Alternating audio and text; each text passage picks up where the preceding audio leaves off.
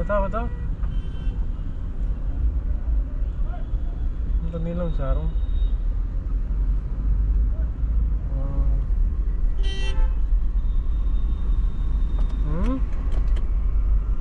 और से कैसे पीछे से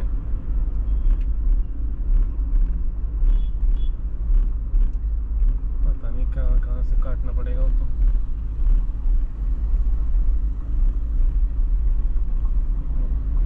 ठीक है आता हूँ।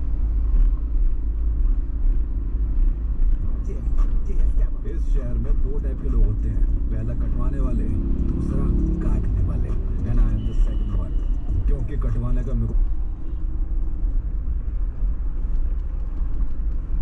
अरे वो तो नहीं है नीरज, नीरज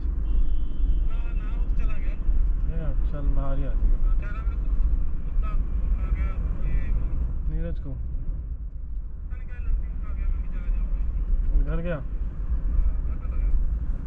गाड़ी करवा दी है?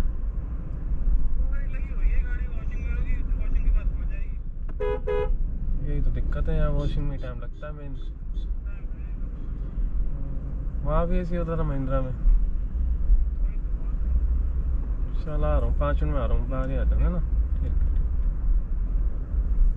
बच के रहियो, ये स्कैमर है सब पे भारी। मैं हूँ scammer, scammer boy. I'm a scammer, scammer boy। ये जबरदस्त 95 FM की तरफ से 1 लाख के रुपए ऐसे स्कैम से सतर्क हो सकते हैं।